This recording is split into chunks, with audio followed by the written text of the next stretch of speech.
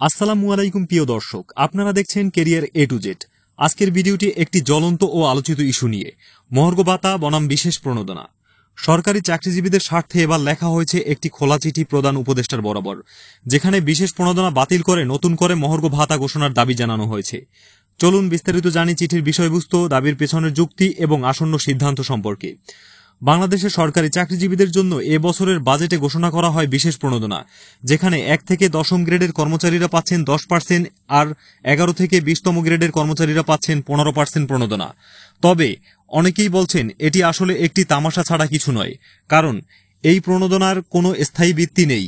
এটি সাময়িক এবং মাসিক বেতনের কাঠামোর অংশ নয়, ফলে পেনশন, ইনক্রিমেন্ট কিংবা গ্র্যাচুইটি হিসাবে এটি প্রভাব ফেলবে না। এই পরিস্থিতিতে এবার একটি গুরুত্বপূর্ণ উদ্যোগ নেওয়া হয়েছে। সরকারি চাকরিজীবীদের একটি অংশ বিভিন্ন শিক্ষক সংগঠন এবং কর্মচারী ফোরাম প্রধান উপদেষ্টার কাছে একটি খোলা চিঠি লিখেছেন।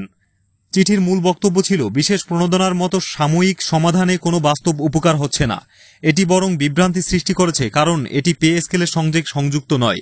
কর্মচারীরা চান একটি স্থায়ী কাঠামোবদ্ধ সমাধান, যা হল মহার্ঘ ভাতা। এ কারণে চিঠিতে স্পষ্টভাবে উল্লেখ করা হয়েছে, বিশেষ প্রণোদনা বাতিল করে একটি নতুন হার অনুযায়ী পূর্ণাঙ্গ মহার্ঘ ভাতা ঘোষণা করতে হবে। সরকারি চাকরিজীবীদের জীবনযাত্রার ব্যয় গত কয়েক বছরে ব্যাপকভাবে বেড়েছে। খাদ্যদ্রব্য, ভাড়া, শিক্ষা, চিকিৎসা সবকিছুর দাম আকাশ ছোঁয়া, অথচ বেতন কাঠামো একই আছে। পূর্বে ঘোষিত 2015 সালের পে স্কেল এখন বাস্তবতার সঙ্গে একেবারেই সামঞ্জস্যপূর্ণ নয়।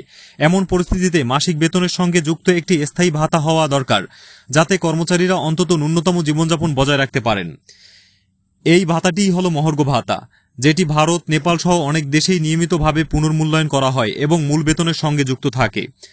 চিঠিতে যেসব প্রস্তাব রাখা হয়েছে তার মধ্যে উল্লেখযোগ্য হল 1 থেকে 10ম গ্রেডের কর্মচারীদের জন্য 25% মহার্ঘ ভাতা, 11 থেকে 20তম গ্রেডের জন্য 30% মহার্ঘ ভাতা, এবং এই ভাতা যেন মাসিক বেতনের সঙ্গে সংযুক্ত হয় এবং পেনশন ও অন্যান্য সুবিধার গণনা হয়, সেই দাবি তোলা হয়। সরকারের পক্ষ থেকে এখনো স্পষ্ট কোনো ঘোষণা আসেনি, তবে আগেই জানা গেছে 22 জুন অনুষ্ঠিত হবে উপদেষ্টা পরিষদের বাজেট পরবর্তী বৈঠক। এই বৈঠকে মহার্ঘ ভাতা বিষয়ক দাবি নিয়ে আলোচনা হওয়ার কথা রয়েছে।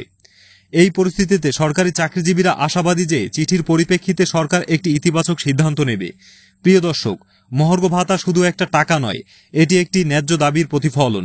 সরকারি চাকরিজীবীরা দিনরাত খেটে দেশের প্রশাসন চালিয়ে রাখেন, তাদের ন্যায্য প্রাপ্য থেকে বঞ্চিত রাখা অনুচিত।